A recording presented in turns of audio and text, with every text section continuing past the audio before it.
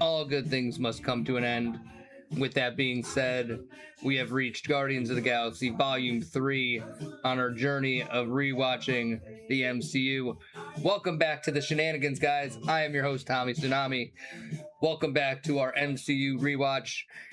This week we'll be going over the good, the bad, and the ugly, as we always do, of Guardians of the Galaxy Volume 3. Starting right off, let's get right into it with the good.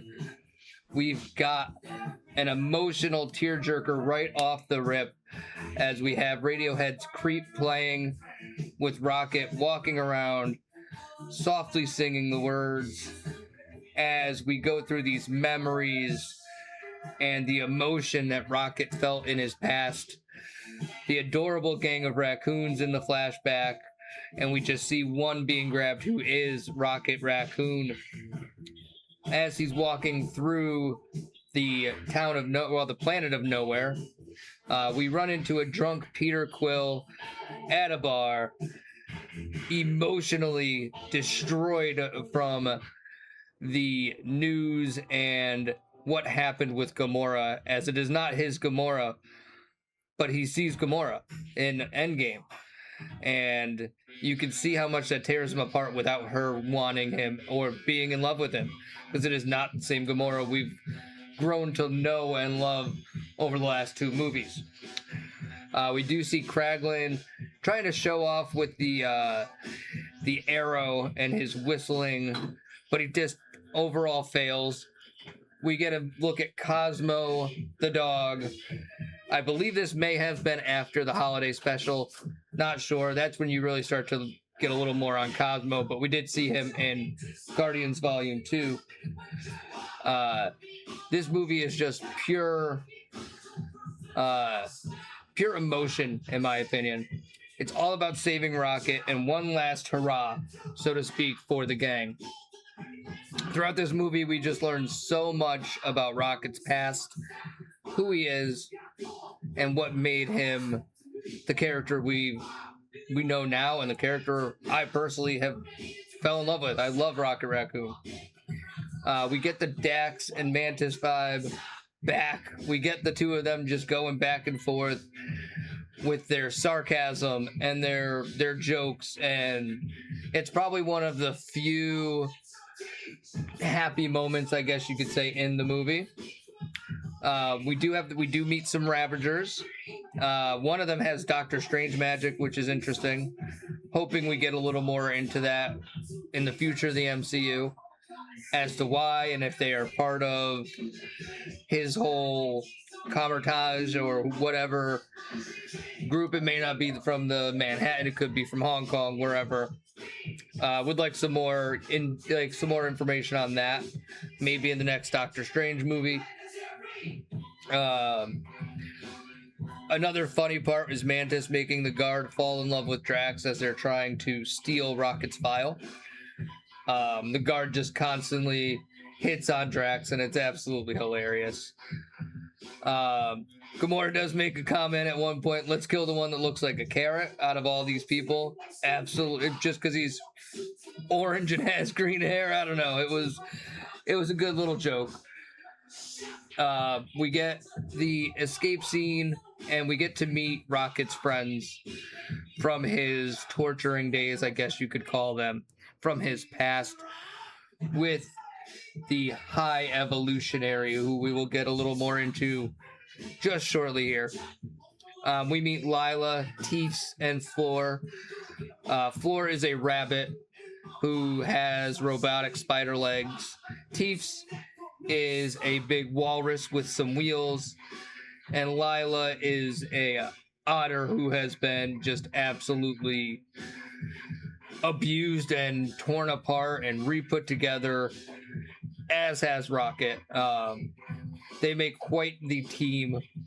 They are all just absolutely adorable. I love it.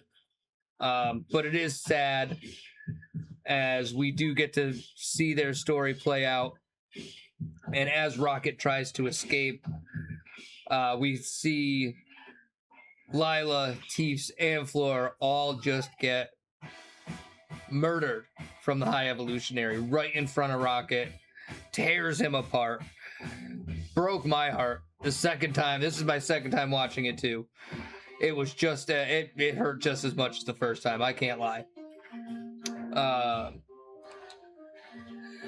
We get a rocket reunion, so to speak, later on in the movie as they're trying to save him. He's seeing that white light as everyone sees in every movie as they're crossing that bridge to the afterlife. He sees Lila. That scene absolutely destroyed me as well. He asks if he can join them. She says yes, but not yet. And that's when Rocket is saved. But yeah, just an emotional roller coaster this movie was. And good and bad about that. Because I love a movie that can make me feel. We do get Cosmo absolutely smashing a creature. I don't even know what you would call him, because there's so many different creatures in this movie. Crushes them with 2 big cement blocks. And the whole movie, Kraglin has been calling Cosmo a bad dog. And this has been destroying Cosmo, and even their friends have given him crap for calling Cosmo a bad dog. And right after Cosmo saves the day, you just see Kraglin look over and tells Cosmo, good dog. And you just see this big smile on Cosmo, and it's great. I love seeing a happy puppy. Who doesn't love seeing happy puppies? A puppy smile is a great smile. We do get an awesome hallway fight scene with the entire gang. The whole Guardians of the Galaxy and the new Gamora. Slashing, shooting. Everyone gets their own little cool little moment, and it's time to stand out, which is great. And I do love how at the end of the movie, everyone has some closure to their story, for the most part. We do get Star-Lord, who is reunited with his grandfather on Earth.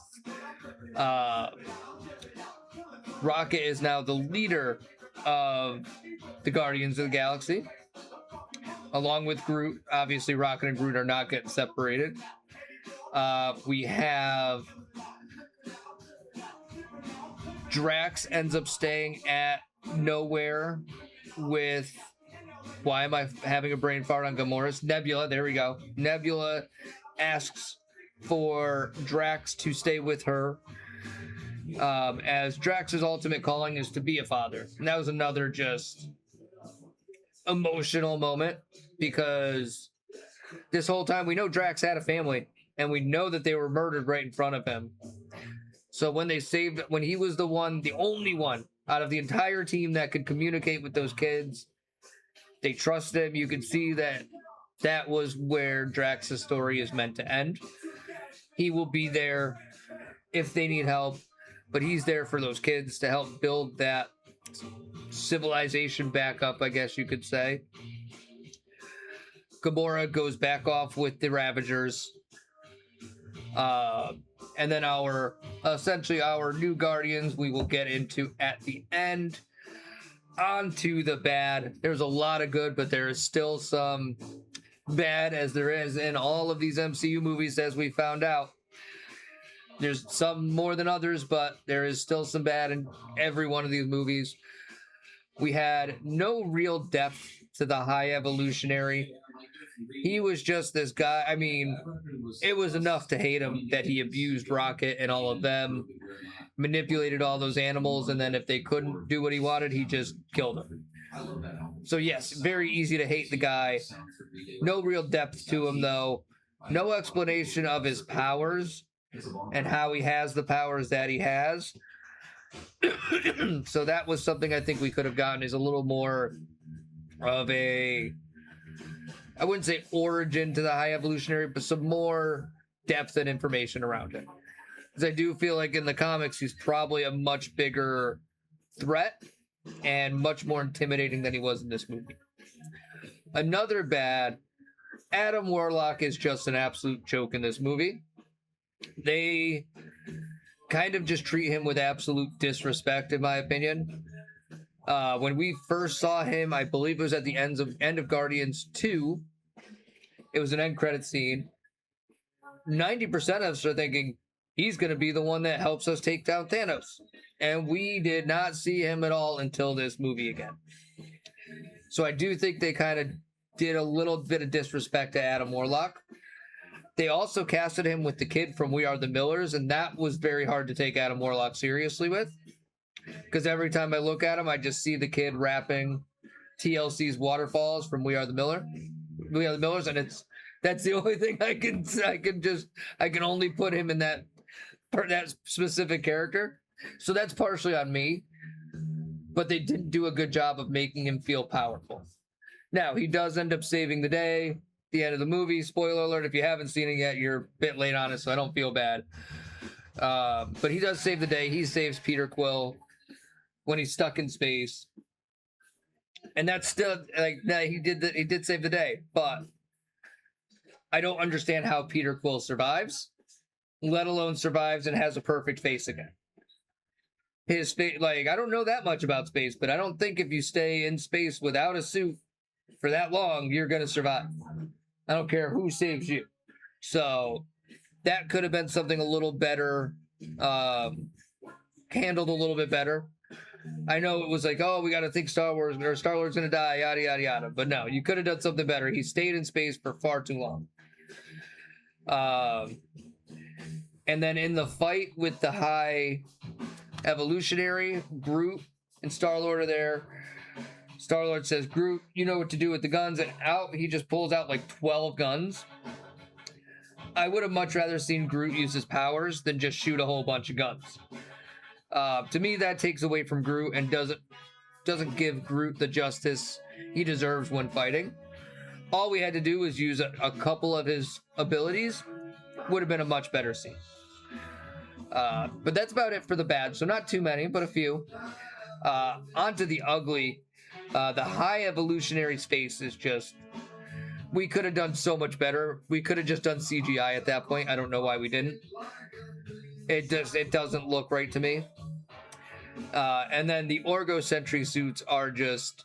I think they were meant to look that ridiculous, but goddamn, they just look like giant bubble jackets, puffer jackets, whatever you want to call them from the 90s. Definitely could have looked way better or just not as stupid.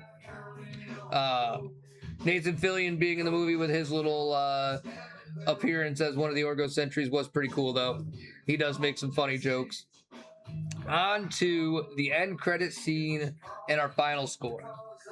As we hop into the first end credit scene of 2, we have Rocket and the new Guardians, who are Phyla, Kraglin, Adam Warlock, and Groot. So we will hopefully be seeing more Adam Warlock. So that should be good. Hopefully we can turn his story around. We see them on a planet. They're talking about music, who their favorite artists are, things like that. Really cool. And then somebody asks Rocket, and he just says, I have a soft spot for this one, and he plays Come and Get Your Love from the first Guardians of the Galaxy soundtrack as something is ready to stampede this whole town. And there they are, the Guardians of the Galaxy still saving the day. And we now know who our future Guardians are going to be. I'm sure we will be getting a couple more to go with them. But we know at least who the core of our new Guardians of the Galaxy will be. Then we get to our second end credit scene. We get Pete and his grandpa just chit-chatting, shooting the shit. It's nice to see Peter finally back with his family. Nice little closure to his story. And then we fade to black. And we just get the legendary Star-Lord will return, which we all know that's going to be Doomsday, which will be at the end of this year. So we're getting pretty close, guys. I think we only have 3 or 4 movies left. So these videos should hopefully be popping out like babies in the boomer era. We're going to be hopefully getting some of these out more often for you. Then we can get into the newer stuff. And then we can really start talking about what's currently going on in the MCU and the Star Wars world and all of that. Because we have a lot of stuff coming out this year, and I can't wait to dive into it with you guys. Like the video, subscribe if you haven't. Share it to your mom, dad, your aunt, your uncles, your cousins, your grandma. Send it to everybody, whether they like Marvel or not. Because as always, we shenan once, we will shenan again. We'll catch you guys in the next video.